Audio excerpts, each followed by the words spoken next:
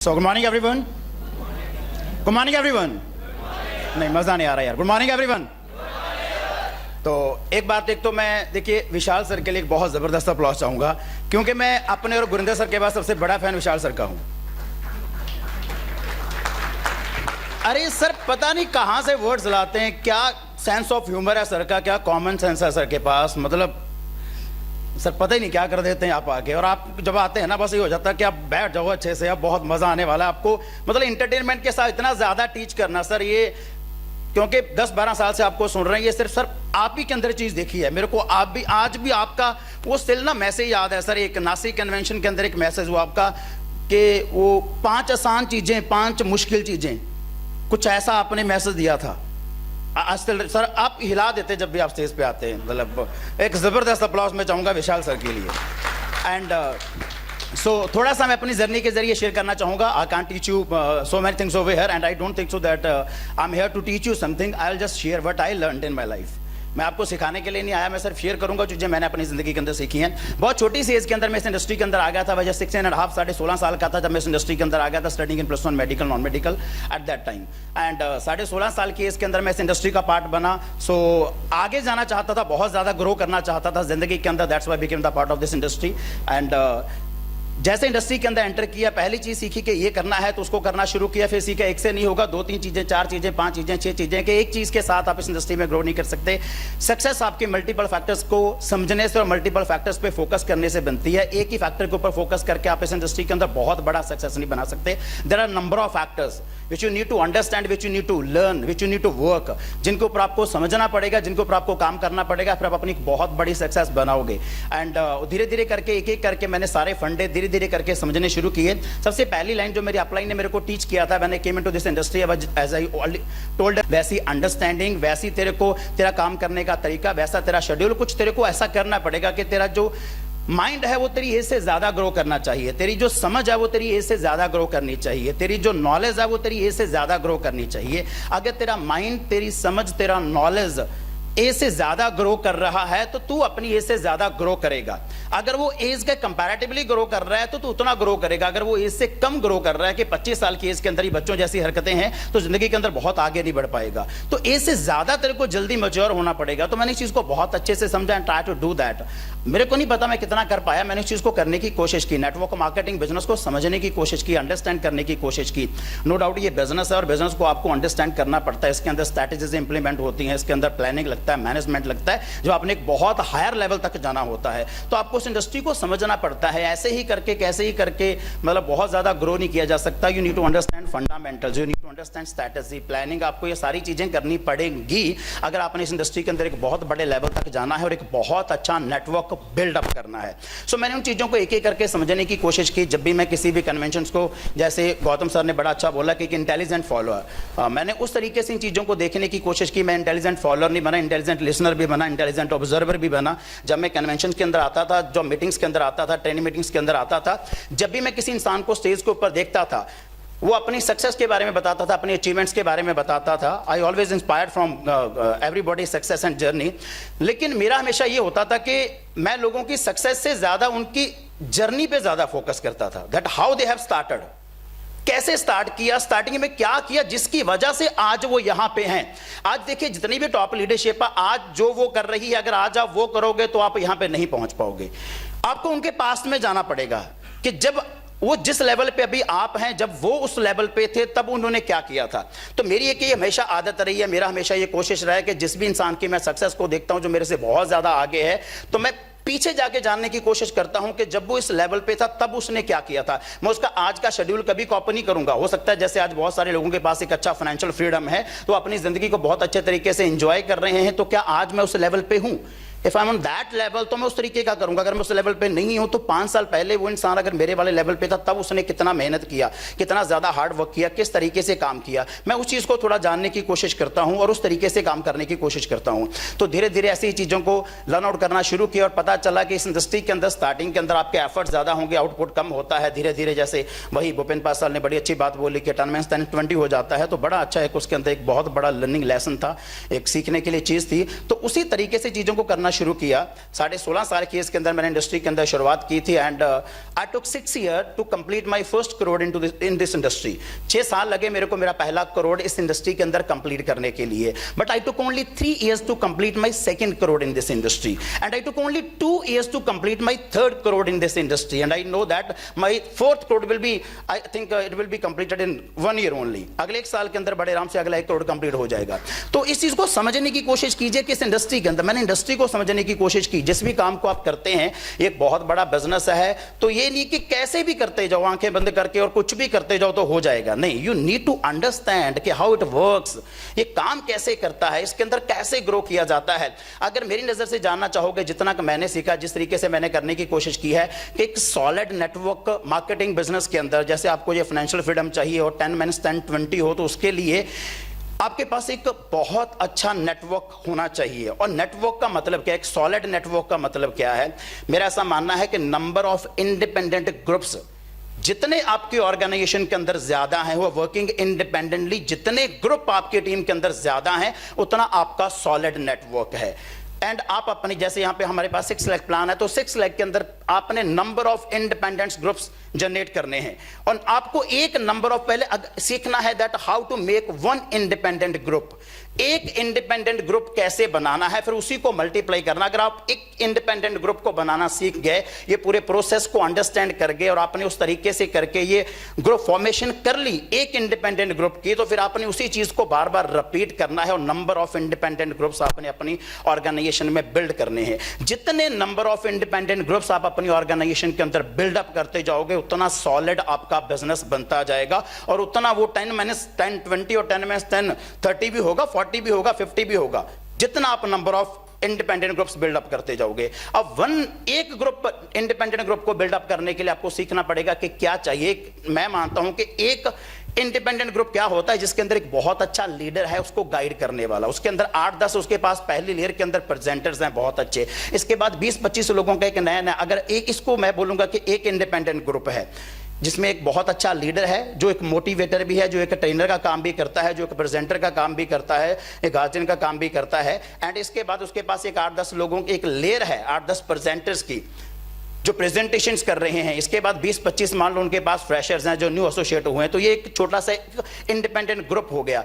ऐसी जितनी नोड्स, जितने ग्रुप्स आपकी टीम के अंदर ज्यादा होंगे, आपका उतना सॉलिड बिजनेस इस इंडस्ट्री के अंदर बनता जाएगा। जैसे एक इंडिपेंडेंट ग्रुप बना, 1 से 2 कैसे करने, एक बेसिक रूल ऑफ लाइफ है। जैसे आपने छोटी क्लासेस के अंदर पढ़ा होगा अमीबा, एक आपने सेलुलर ऑर्गेनिज्म पढ़ा होगा, सिंगल सेलुलर ऑर्गेनिज्म है ना, अमीबा। वो क्या करता है, जैसे वो थोड़ा सा बड़ा होता है वो 2 में डिवाइड हो जाता है। जैसे वो 2 थोड़े बड़े होते हैं वो 4 में डिवाइड हो जाते हैं, 4 थोड़े बड़े होते हैं 8 में डिवाइड हो जाते हैं। तो सेम है, आपने पहले एक ग्रुप बनाना है, जैसे वो ग्रुप थोड़ा सा बड़ा हो जाएगा उसको 2 में डिवाइड कर दो, फिर वो 2 ग्रुप अलग अलग लेवल पे काम करेंगे, 2 थोड़े से बड़े हो जाएंगे उसको 4 में डिवाइड कर दो, वो 4 ग्रुप अलग अलग लेवल पे काम करेंगे, जैसे वो थोड़े से बड़े हो जाएंगे उन्हें 8 में डिवाइड कर दो। You will see you will having number of independent groups in your organization. और जितने ज्यादा इंडिपेंडेंट ग्रुप्स आपके ऑर्गेनाइजेशन के अंदर होंगे, मेरे ख्याल से उतना सॉलिड बिजनेस आपका बनता जाएगा। और धीरे धीरे आप अपनी लेयर को सिखाते जाओगे कि कैसे नंबर ऑफ इंडिपेंडेंट ग्रुप्स बनाने हैं। तो 10 minutes 10-20 होगा, 10 minutes 10-30 होगा, 10 minutes 10-40 ऑटोमेटिकली हो जाएगा। मैंने थोड़ा सा इसी थ्योरी पे काम करने की कोशिश की है, इसी तरीके से काम करने की कोशिश की है। And on the basis of जो भी आज एक बहुत अच्छा टीम बन पाया है, on the basis of that वो बन पाया है, ठीक है। एंड लास्ट एक चीज मैं और आपके साथ डिस्कशन करना चाहूंगा कि अब हमारे पास नो डाउट एक बहुत अच्छी इंडस्ट्री, अगर आप मार्केट के अंदर देखें, जितना कि मैंने रिसर्च किया है, क्योंकि पहले हम लोग प्रीवियस ऑर्गेनाइजेशन में थे तो सिर्फ वहीं पे फोकस था। अदर देन दैट मार्केट में क्या हो रहा है, कौन सी कंपनी आ रही है, कौन सी कंपनी जा रही है, हमारे इस चीज़ पे ज़्यादा फोकस नहीं होता था। लेकिन जब हमने शिफ्टिंग करना था तो नो डाउट हर एक ने अपने अपने लेवल पर बहुत ज़्यादा रिसर्चेस किए हैं। So we came to know, मतलब हमें बहुत ज़्यादा एक ब्रॉड व्यू पता चला है नेटवर्क मार्केटिंग का, जो हमें पहले जिसके ऊपर हमारा इतना ज़्यादा फोकस नहीं था, ध्यान नहीं था। एंड आई ट्रूली बिलीव के बायोशैश इज द बेस्ट प्लेटफॉर्म।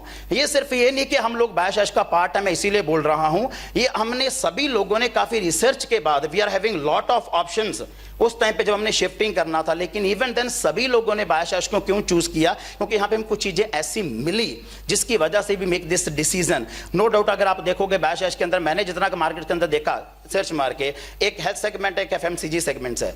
बहुत सारी कंपनी जो एफएमसीजी सेगमेंट के साथ काम कर रही है, उनके पास सिर्फ नाम का हेल्थ सेगमेंट है, उनके पास 2-4 कैप्सूल्स की डब्बियां, nothing else more than that. तो उनके पास सिर्फ नाम का हेल्थ सेगमेंट है। वो एफएमसीजी के अंदर काम कर रहे हैं। कुछ कंपनीज ऐसी हैं जो अपने आप को हेल्थ सेगमेंट वाली, जिनके पास हेल्थ सेगमेंट स्ट्रांग है लेकिन नाम का एफएमसीजी है, वो एफएमसीजी के अंदर बहुत ज्यादा वीक हैं। तो जो एफएमसीजी के अंदर वीक है उनसे हेल्थ सेगमेंट छूट रहा है, जो हेल्थ सेगमेंट के अंदर स्ट्रांग है तो उनसे एफएमसीजी छूट रहा है, ठीक है। एंड लेकिन बायो चॉइस की अगर आप बात करोगे तो we are strong in both of the points. हम लोग हेल्थ सेगमेंट के अंदर भी बहुत ज्यादा स्ट्रांग है, एफएमसीजी के अंदर भी बहुत ज्यादा स्ट्रांग है, तो ये हमारा बहुत ज्यादा स्ट्रांगेस्ट पॉइंट है मार्केट के अंदर, ठीक है। एंड सेकंड थिंग नोट, हमारे पास एक बहुत अच्छा बिजनेस मॉडल कंपनी ने डेवलप करके दिया हुआ है, ठीक है। सो आई डोंट थिंक सो कि हमें इधर उधर देखने की जरूरत है, हमें जस्ट अभी नीड है काम के ऊपर फोकस करने की। तो अगर हम काम के ऊपर फोकस करके, जैसे सर लोगों ने ऑलरेडी बताया कि 4-5 साल के अंदर कंसिस्टेंसी के साथ अगर हम काम करें और एक अच्छा ग्रुप बिल्डअप कर लें, एक अच्छा नेटवर्क डेवलप करें। और मैं बोलना चाहूंगा क्योंकि हम लोग बहुत सारे यंगस्टर्स हैं, यंग एज के अंदर एक छोटी सी चीज होती है कि यार ये 5-6 साल ना, जो साथ वाले दोस्त हैं वो डिस्ट्रैक्ट करते हैं कि यार ये 5-6 साल बहुत ज्यादा इंजॉय करने के होते हैं, जहाँ ये जवानी वाला है कि यंग एज वाला पीरियड होता है, तो अदरवाइज ये निकल जाएगा तो इंजॉय कब करेंगे। तो मैंने ऐसा देखा है, जितना कि मार्केट को मैंने देखा है, गरीब लोगों की कोई जवानी नहीं होती, आम लोगों की, गरीब लोगों की नहीं होती जवानी। मैं आपकी बात नहीं कर रहा, गरीब लोगों की आप अंडरस्टैंड कीजिए। गरीब लोगों की मतलब जो लोग लेबर क्लास होती है, वो बेचारे 10-12 साल की एज के अंदर तो लेबर करने लग जाते हैं, उनकी जवानी कहाँ आती है, उनको पता भी नहीं चलता जवानी कब आई कब चलेगी। और जो आम लोग होते हैं इनकी जवानी होती है 5-6 साल की, वही 17 से लेकर 23-24, बस इसके बाद एक जॉब में चले जाते हैं, फिर काहे की जवानी, फिर तो जवानी खत्म हो जाती है बेचारों की। अमीर लोगों की जवानी कभी खत्म नहीं होती, कामयाब लोगों की जवानी कभी जाती नहीं है। आप प्रैक्टिकली देखें, मैं आपको एग्जांपल देता हूं, जैसे जैसे आप अमीर होते जाएंगे ना, आप और ज्यादा जवान होते जाएंगे, जैसे जैसे आप कामयाब होते जाएंगे आपकी जवानी लंबी हो जाएगी, 5 से 15, 20, 25, 30 साल की हो जाएगी बड़े आराम से। अब आप प्रैक्टिकली देखिए, मैं विशाल सर को पिछले 11 साल से ऐसे ही देख रहा हूं, ऐसी देख रहा हूं मैं, ऐसी बिल्कुल। रघु सर को भी पिछले 11 साल से ऐसे देख रहा हूं, गुरिंदर सर को पिछले 11-12 साल से मैं ऐसे ही देख रहा हूं। मतलब इन लोगों की जवानी रुक गई है, इन्होंने जवानी को पकड़ लिया, जाने नहीं दे रहे। गरीब लोग अफोर्ड नहीं कर पाता कि जवानी को रोक पाए, पैसा लगता है जवानी को रोकने के लिए। आम लोगों के पास भी इतना पैसा नहीं होता, वो 4-5 साल तक रोके रखते, इसके बाद जितना अपने आप ऑटोमेटिकली रुकते हैं, इसके बाद निकल जाते हैं। लेकिन कामयाब लोग जवानी रोक लेते हैं भाई, अमीर लोग जवानी रोक लेते हैं। इसीलिए आप 4-5 साल काम पे ध्यान दीजिए, जवानी कहीं नहीं आने वाली। 4-5 साल अगर आप काम करेंगे तो आने वाले 10 साल की जवानी आप रोक लोगे, आने वाले 15 साल की जवानी आप रोक लोगे। मैं अपना बोलता हूं, आप मेरे को ऐसे ही देखोगे, ऐसे ही देखोगे। 50 साल का हो जाऊंगा तब भी ऐसे देखोगे, 60 साल का हो जाऊंगा तब भी। मेरा फोकस इस पे कि जवानी जाने नहीं देनी मैंने कहीं भी, मैं इसको रोक के रखूंगा। एंड बिलीव मी, ये पॉसिबल है, बिलीव मी, ये पॉसिबल है। गुरिंदर सर पहले से ज्यादा चार्मिंग, पहले से ज्यादा गुड लुकिंग है। ये सर रिवर्स हो गया इनका काम। अब प्रैक्टिस तो मतलब इस चीज पे, इसलिए उस चक्कर में ना पड़ो। आम लोग 5 साल का एंजॉय करने का टाइम होता है, फोन करने का टाइम होता है, कब एंजॉय करेंगे। अरे भाई उनको बोलो तू आम है, तेरी जवानी 5 साल की है इसलिए तू एंजॉय कर। मैं आम नहीं हूं, मेरी जवानी लंबी है ना, तो मैंने बहुत ज्यादा एंजॉय करना है, इसलिए 4-5 साल काम पे। आप प्रैक्टिकली देखो, सलमान खान की जवानी गई, कहां जा रही है, जाने का नाम ही नहीं ले रही। अक्षय कुमार की जवानी की कहां जा रही है, 23 साल की हीरोइन के साथ काम कर रहे हैं, जवानी जाने का नाम ही नहीं ले रही। अरे कामयाब लोगों की जवानी नहीं जाती भाई, गरीब लोगों की जवानी जाती है, उनकी तो आती भी नहीं है, और आम लोगों की जवानी जाती है। कामयाब लोगों की जवानी नहीं जाती, इसीलिए आप अपने 4-5 साल काम पे फोकस करें। काम पे फोकस करके एक बार, इसके बाद आपके पास बहुत टाइम है, कहीं आपकी जिंदगी नहीं जाने वाली, कहीं जवानी नहीं जाने वाली, बहुत टाइम आपके पास जिंदगी के अंदर इंजॉय करने के लिए। और एक मेरा लास्ट, जिस चीज के ऊपर मैं फोकस करता हूं, इसीलिए मैंने इसके अंदर काम किया। मेरे दोस्त ये बोलते थे 4-5 साल ऐश करने का टाइम है, ये टाइम दोबारा नहीं आएगा इसलिए मैं ऐश कर रहे हैं। मेरे को होता है ये टाइम दोबारा नहीं आएगा इसलिए मैं काम कर रहा हूं, तो ये टाइम दोबारा नहीं आने वाला, मैं इसीलिए काम कर रहा हूं। वो बोलते थे ये टाइम दोबारा नहीं आने वाला इसलिए हम ऐश कर रहे हैं। बस थोड़ा सा ये ध्यान रखना होता है अपनी, ये नहीं कि ऐसे हरे गरे नथु खरे किसी से भी प्रभावित हो जाए, है ना। अपनी लाइफ, मेरी एक आदत है, मैंने अपनी लाइफ का एक मैं जर्नी डिसाइड किया हुआ है, मैं उस हिसाब से जिंदगी जी रहा हूं। जैसे रघु सर मेरे साथ बात कर रहे थे, मनदीप जी आपने कितनी कंट्रीज घूमी, मैं कहा सर मैं भी एक ही बार बाहर गया हूं, थाईलैंड गया हूं, इससे ज्यादा मैं नहीं गया।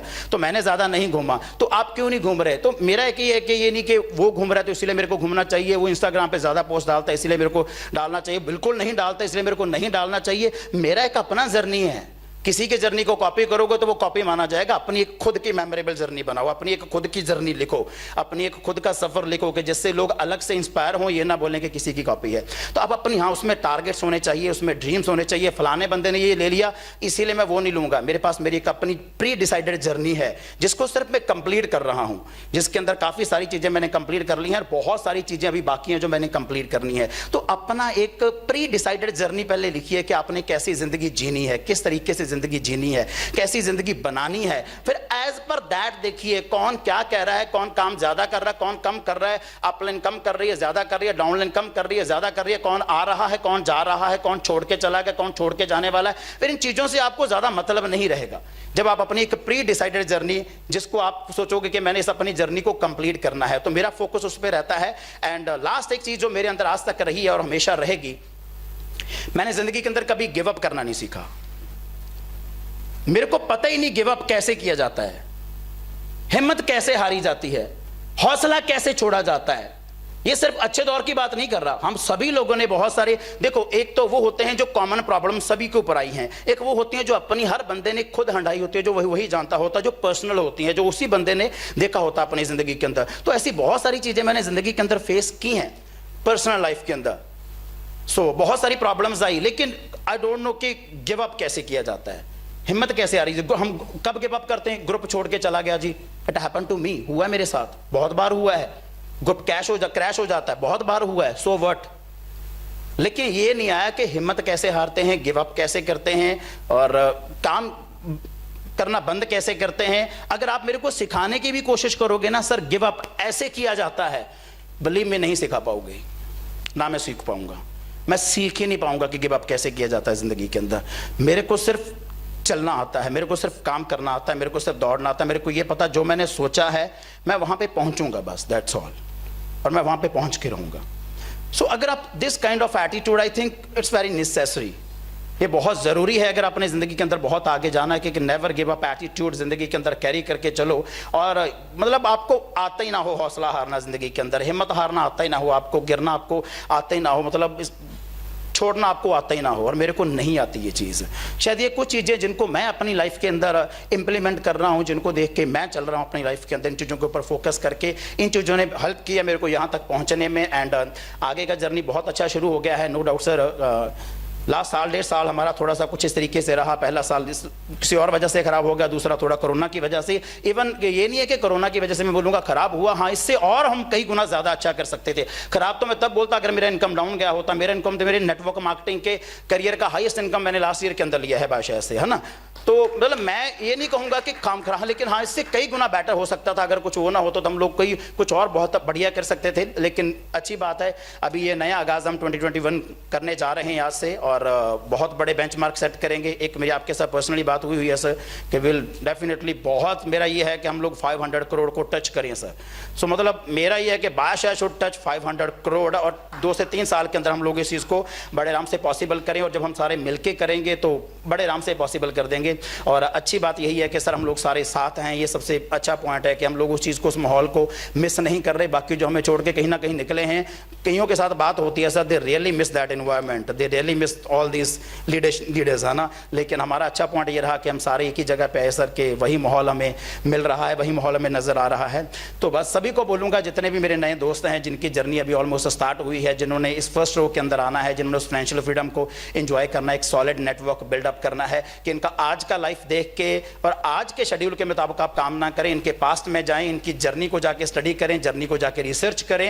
एंड जब ये आपके लेवल पे थे तब इन्होंने कितना मेहनत किया है, किस तरीके से काम किया है, किस तरीके से एफर्ट्स किए हैं, कुछ उस चीज़ को स्टडी करके आप उस तरीके से करना शुरू करें। आई थिंक बहुत अच्छा बिजनेस हम आने वाले 4-5 साल के अंदर बनाएंगे। So at the last I would like to thank whole seniority, जितनी भी हमारी बादशाह की सीनियरिटी है, क्योंकि मैं ऑलमोस्ट सभी से छोटा हूँ, तो सभी से मैं तो सीख ही रहा हूँ पिछले 10-11 साल से। ऐसे आशीष जी ने भी बोला, हम लोग तब से हैं जब आप लोगों को स्टेज पे दूर से देखा करते थे। He was silver diplomat, gold diplomat, and we were just silver and associate in the previous organization. तो तब से आप लोगों को सुन रहे हैं और देख रहे हैं, ठीक है। And so at the last I would like to thank, no doubt, एक वो इंसान, देखिए मैंने 2 तरह के लोग देखे हैं। एक वो जो दिखावा करता हूँ कि हमें अच्छे हैं लेकिन असल में होते नहीं है। लेकिन एक वो इंसान, दिखावा नहीं मेरे को पता कितना करते हैं कितना नहीं, लेकिन है बहुत अच्छे, जिस इंसान को मैं इन एंड आउट दोनों जगह पे सेम देखता हूँ। सो मतलब मे भी शायद अगर सिमर जी ने बोला कि मेरे अंदर मेरे अंदर की प्योरिटी नहीं पता, लेकिन जिस इंसान के साथ मैं अटैच हूँ मेरे को उसकी प्योरिटी ज़रूर पता है।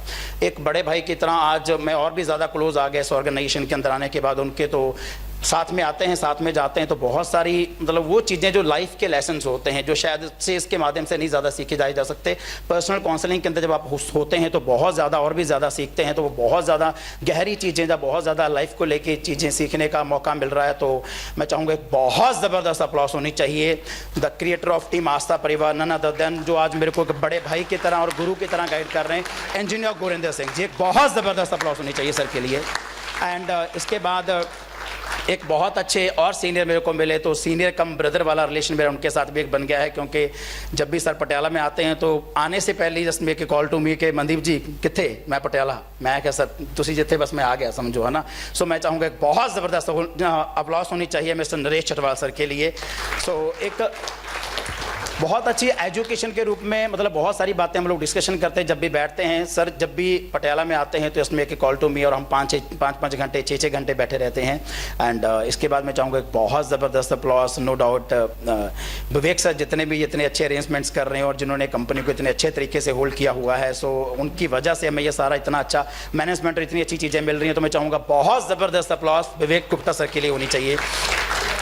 And thank you so very much, sir, for providing us with such a wonderful management and wonderful trip. And along with that, no doubt, हमारा पहले दिन जब हम सर से मिले थे तो डिसीजन बन गया था कि हमने बायोशैश के अंदर ही आना है। द रीज़न बिहाइंड दैट, इंसान बोल कुछ और सकता है लेकिन उसकी वाइब्रेशंस कभी फॉल्स नहीं हो सकती।